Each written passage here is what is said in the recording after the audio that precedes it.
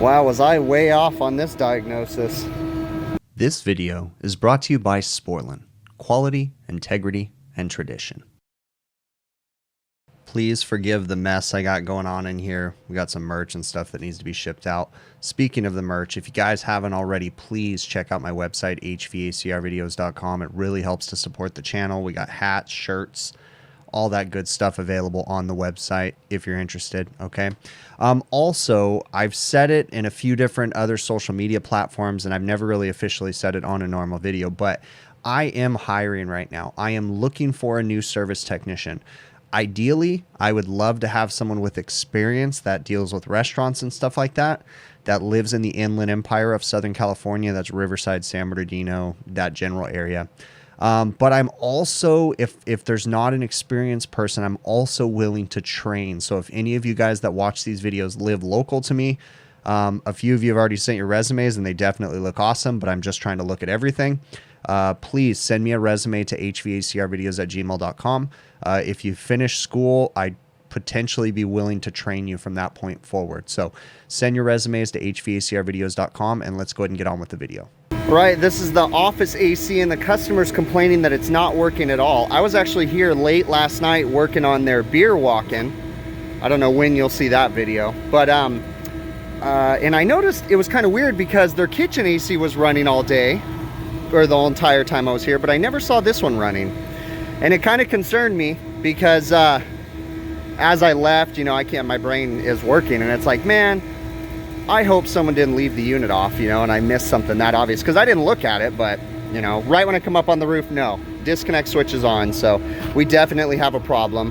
The only troubleshooting I've done is just looked at the thermostat, and the thermostat is blank, so we're going to go ahead and open up the control section and dive into it. All right, I open up the control cabinet. Nothing looks crazy in here other than just a rat's nest of wiring. The first thing I'm going to do is come over here to the thermostat wiring and test thermostat 24 volts, and I have 24 volts, 26 to be exact. So that thermostat should have a display already, just because R and C have power. But let's go ahead and look a little bit further. Do we have three-phase power coming into the unit? Now this is a carrier. They do that weird crap. There's line 1. There's line 2. And then there's line 3. So we have three-phase power. Carrier does this. A lot of people ask.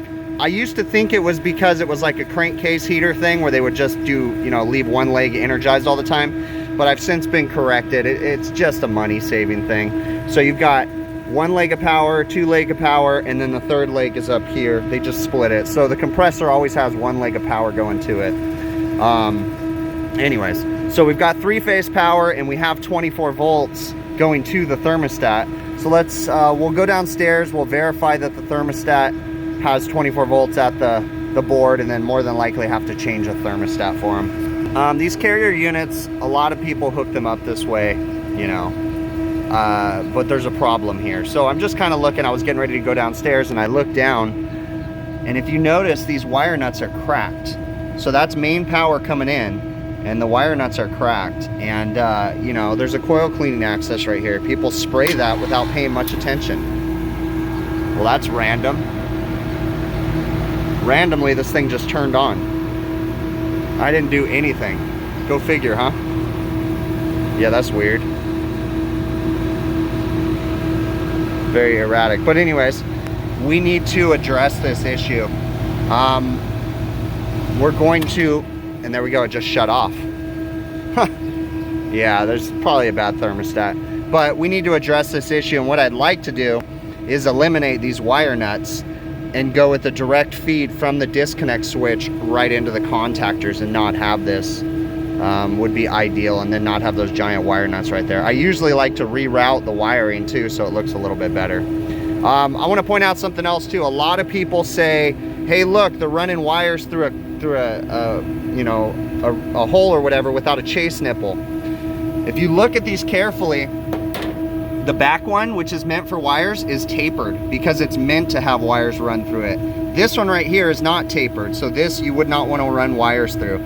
So while it's still not ideal, it's not incorrect. It's specifically made that way, so that way it's rounded out so that way the wires don't rub, okay?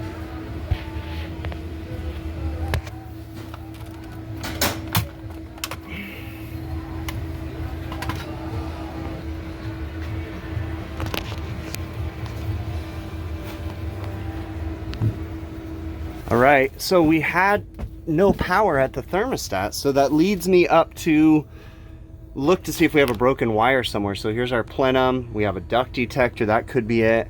But as far as I can tell, that's the thermostat wiring, and then it's going somewhere else. So we need to figure out where we might have a potential short. I gotta show you something too. If you look right here. I always think that's funny. That's like a vent pipe, but it looks like it's like red hot, but it's not. It's just like the sunlight coming through it or whatever. Actually, that's a drain. It's not a vent pipe. Yeah, that's definitely a drain right there. But it's just funny because the sunlight's making it look like it's red hot. All right, so we need to look into that right there. I will say something. This area used to be crazy crowded with crap. So I think they've been up here cleaning, and more than likely they busted something. It looks like maybe the thermostat wires come down from there and go to this right here maybe. So we could have an electrical short almost anywhere. So I'm just kind of investigating these wires. It doesn't look like they're broken. You know, little places like, oh no, right here, but no, it's actually not even gotten through the jacket. But from the looks of it, the electrical runs into the duct detector and then out of the duct detector. So they're probably just breaking R at the duct detector. So I'm thinking that that might be our problem. Judging by the wiring, so we have two thermostat wires coming up. One going to the thermostat terminal board right there, and then the other one would be our smoke detector, and it's running over here, and it's actually bypassed. They're not even doing anything with the smoke detector. It's just going back to itself. So the smoke detector's not in the picture. So we've still got 24 volts right here, and we have nothing down at the thermostat, which means that we've got a broken wire in between here and the thermostat. And there's nothing right here, making sure it's not a short right here. I don't see anything. Don't see anything. So with that being said, we're gonna have to run a new thermostat wire more than likely to the office. I don't think I'm gonna do that right now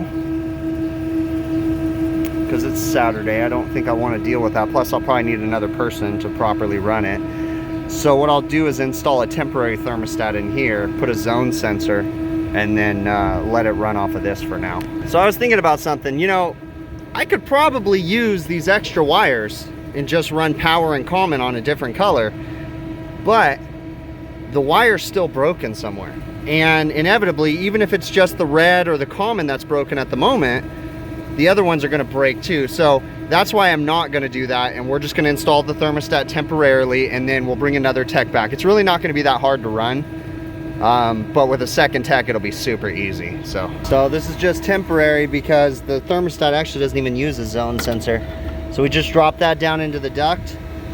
We set the fan to run all the time. That way it's circulating air, and that way the sensor gets a true reading. Now, if the fan wasn't running, then that sensor would be a problem because the ducts would heat up here and it wouldn't be the true temperature downstairs, and you might ice up the unit or who knows. But all right, we're gonna put this back together and then see if this guy turns on. Wow, was I way off on this diagnosis. So put this guy in and it still wouldn't work. And it was weird because now I don't have any voltage here, and I'm like, what the heck is going on? Why don't I have voltage, you know? So then I'm tracing it back, looking at the economizer. I come over here to the transformer, and I've got 24 volts, but I noticed that one of the legs of the transformer is going into this red wire, which is going over here. And then I open this up, and the indoor blower assembly completely disintegrated, and it's probably going off on overload on the motor, and there's an overload inside this motor that breaks 24 volts. So this thing's trashed. So yeah, that's a mess. So their thermostat downstairs might be good, might be fine, but there's nothing I can do about this. We're gonna have to order a blower assembly. Once we order a blower assembly, then we can also, we'll go ahead and order a blower motor too, because that's probably locked up. Well, we'll talk to the customer, but holy moly, that thing disintegrated. I'm still kind of dumbfounded as to why I had voltage here, but no voltage downstairs. That's really bizarre. I don't know if it was just like a weak overload, like it was allowing some voltage through. That's still bizarre. I'm not completely incorrect in the way that I diagnosed a bad thermostat, because I clearly had voltage here but no voltage there. Or I'm sorry, a bad broken wire. But yeah, that was very bizarre. You know, and the more I think about it, as I was working on this unit, like the first time, you know, when I was sitting here and it just randomly turned on, I did hear a weird humming noise, but I didn't really think too much about it, and I probably should have, like, you know, thought more. That humming noise was a locked up blower motor. I would love for the customer to replace this unit. It's a piece of junk, really is. But I don't know. I mean, all in all, it needs a heat exchanger, needs a blower assembly. We're gonna change the motor and we're gonna change that blower bracket. But, you know, we're gonna fix that wiring. But I don't know, you know, the customer honestly doesn't ever use heat on this unit, so they can probably get away without doing the heat exchanger. And in that case, it's just going to be a blower assembly. And if this is the one I think it is, you get that whole blower assembly as one complete package. It's really not that big of a deal. So, all right, well, we're going to talk to the customer. I'm going to put my tools away. There's nothing I can do about it today. Well, they approved the quote. I'm surprised, but, you know, I do what I'm told. So we're going to replace the blower assembly, the motor bracket. We're going to pull the top on the unit, clean the condenser if needed. Yeah, and go through everything. I'm about to pop the top on this guy, so I took a picture of where the wires are going, because I'm going to unhook all this stuff, pull the condenser fan motor out. Man, this thing is beat down. It's dirty, but it doesn't look horrible, but we'll still give it a rinse. I mean, I could see dirt down there. The evaporator is decent. Yeah, very decent. The evaporator looks good. Blower assembly is trashed, yeah. Alright, we got our work cut out for us. Alright, just unscrewing everything. And really important when you're doing these jobs is right back here, you gotta note how the blower assembly goes under this flange. So when you put it in, you gotta make sure you get it right. It like tucks in there. And then this flange right here goes on top. Just got to remember all that. You get a good look as to why I disabled the heat on this unit a long time ago, because this is all grease. This heat exchanger is covered in grease, and I didn't want that to start up and catch on fire. So I turned off the heat like a year and a half ago or something like that because of that. And I talked to the customer about the heat exchanger. They're not concerned on this unit because it's a kitchen/office. They don't want heat in there, so they're not going to fix the heat exchanger at this time.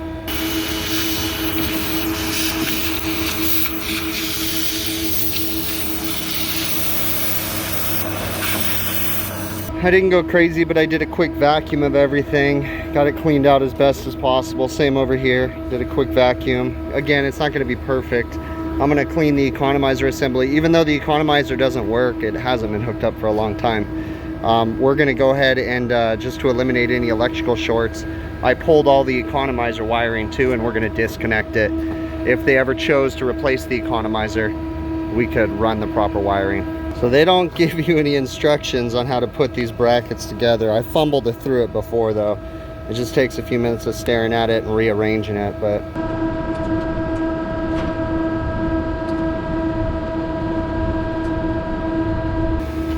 I decided to go ahead and rewire the motor. We're going to use a new wire because the other stuff was just all beat up and had a bunch of wire nuts. So I'm pre-wiring it, following the schematic right here. We're using low voltage, 208, 230. So 4, 5, and 6 get wire nutted together. And then 9 and 3 go to a line, 8 and 2 go to a line, and 7 and 1 go to a line. So we got that all wired in. We also got the overload wired in right here. And we're going to start putting this thing back together.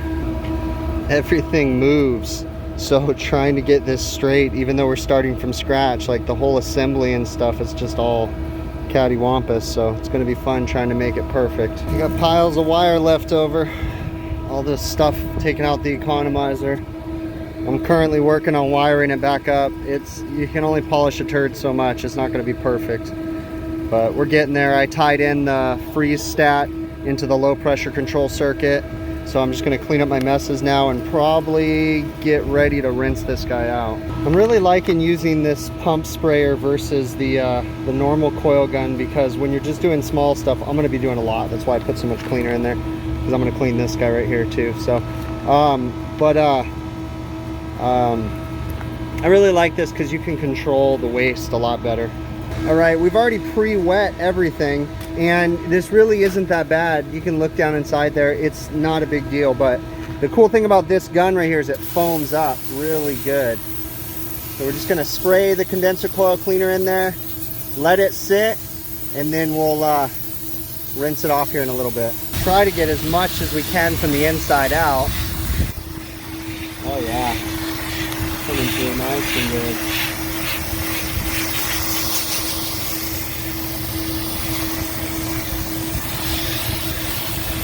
Not always that we get to really get at it like this, but when we have the opportunity, I try. You know, yeah, it's coming through nice and good over there.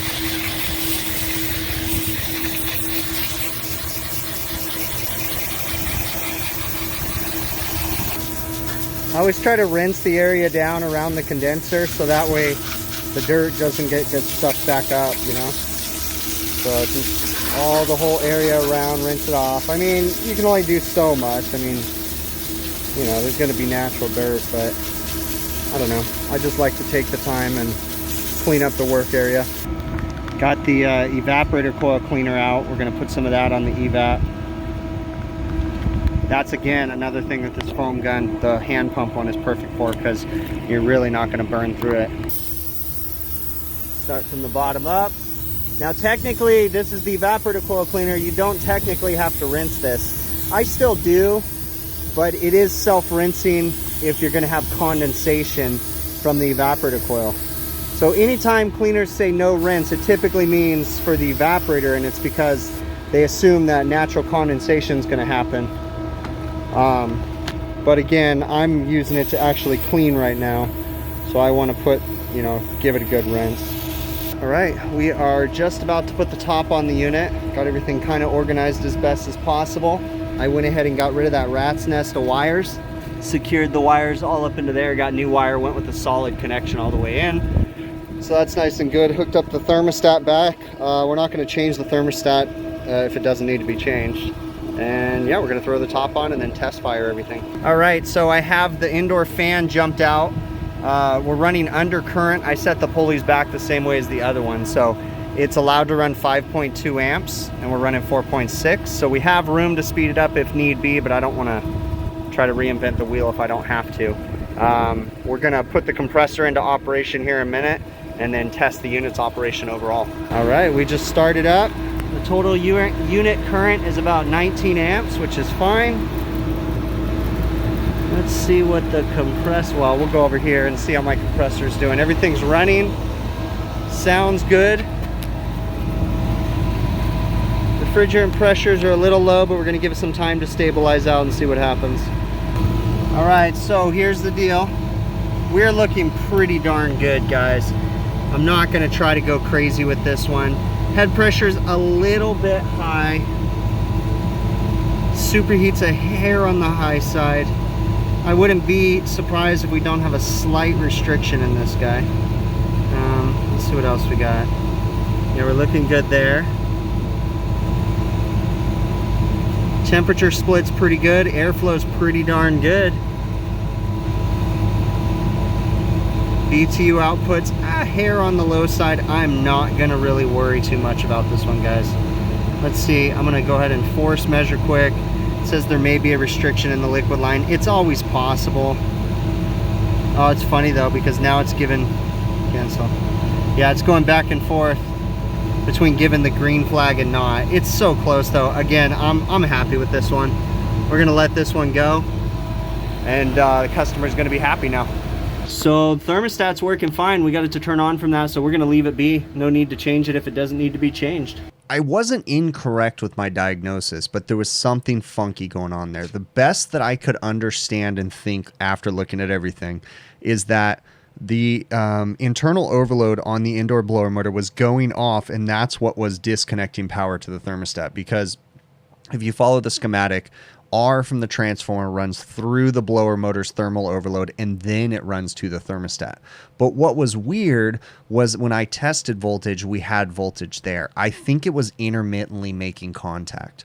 That or the thermal overload inside the blower motor was worn out and just barely making contact, to the point that I had voltage at the terminal board, but then when I went downstairs, I didn't have it. Now, I kind of did go down a rabbit hole of diagnosing a bad thermostat wire, which was not incorrect. I mean, my diagnosis was correct. We had voltage at point A up on the roof, and it then ran down to the thermostat, and we didn't have voltage. So something was funky there, but it was one of those intermittent shorts. It was just kind of a trip, right? But it's okay. I found the problem. You know, I put in the temporary thermostat. It didn't work, and then I was like, wait a minute, you know, so I dove into it, found the indoor blower motor was bad. You know, of course, it would have been better if I would have opened up the indoor blower assembly, but I mean, I wasn't at that point in my diagnosis yet. So again, I wouldn't fault anybody else for making the diagnosis that I did. It's just a matter of coming back from that, you know, realizing, hey, that diagnosis was incorrect, or there was more to it, you know, and then being honest and saying, hey, we don't need to put this thermostat in here. Let's go ahead and do this first, you know. Yeah, granted, I will tell you that the store manager wanted a new thermostat. He's like, you know, he wanted it, but I can't sell him something that's not broken. You know, the corporate office doesn't want me just selling people things like that. So obviously, so I gave the customer all the information, gave him a quote. And in the quote, I said, hey, I don't know if this unit's worth it to you. That unit was from 2004, so it was old. And you know, it's R22, it's a piece of junk. You know, I gave them everything, gave them a big picture diagnosis, and they didn't approve it, or the big picture quote, right? But they didn't approve it, and that's okay. Again, I'm okay if the customer doesn't approve the big picture quote. You know, I mean, or I shouldn't say, if they don't take my big picture opinion kind of a thing, right? Because I told them they should change the unit, and they're like, no, we want to go ahead and fix it. So they approved the quote to go ahead and replace the blower assembly, dial everything in. I was given the green light to change the thermostat if necessary, but I didn't see the need, okay? And it's important to understand something. I'm the business owner, right? Of course, I want to sell the customer things. But this just proves my example. I do not want to sell them things that are unnecessary. I want to keep working for this customer for another 20 years. So if I make a quick buck off of them now, it won't benefit me in the future. Theoretically, I mean, possibly, right? Let's say I try to rip the customer off. I make my quick buck. They may never know. I would know though. I wouldn't be able to sleep at night knowing that I ripped someone off. But I mean, you know, it's not worth that whole trying to make a little bit of money now, because extra money, right? The not honest way, basically. So we got to be honest. We got to be upfront. We've got to treat the customer like they're our own, right? We got to treat them like they're our close family. We've got to be honest with them, because in my opinion, that goes a long way. And I can sleep at night if I lose that customer, but I'm honest with them the entire time. Where I wouldn't be able to sleep is if I was, ripping them off, charging them too much money here and there. Yeah, that would bother me. I would have a hard time sleeping. So we found the correct diagnosis. The indoor blower motor was going off on thermal overload because it was locked up. It couldn't move. The unit was trashed. I went ahead and changed the blower assembly, the bracket, and the motor, and then cleaned the unit up, and everything was good. The pressures were pretty much on point. I would not be the lead. I mean, it was a little bit restricted, I think, in the metering device, but that's the fixed orifice metering device. There's not a whole lot you can do about that. It is what it is. The unit's working fine. It's been about a week or so since I fixed it. Customer's happy. All is well. Okay. I really appreciate you guys making it to the end. If you haven't already, please consider supporting the channel by checking out my website, hvacrvideos.com. We got merch available. Also, if you guys are interested in purchasing tools, check out truetech.tools.com. You can use my offer code BIGPICTURE, one word, to save 8% on your order, and then I get a small commission. It doesn't cost you guys anything extra. You can also send me an email, and I can generate generate an affiliate link for whatever tools you guys want to purchase, and that actually helps me out a little bit more. Again, you still get the same discount. You can support the channel via Patreon. You can support the channel via YouTube channel memberships, via PayPal. There's links in the show notes of this video for all those different ways to support the channel. Remember that I do live streams Monday evening, work permitting, 5 p.m. Pacific, West Coast time, or Pacific, obviously. And then I also go live on the HVAC Overtime YouTube channel with my buddies on Friday evenings about 6:05 p.m. Pacific. Yeah, and that's it. I really, really appreciate you, and we will catch you on the next one, okay?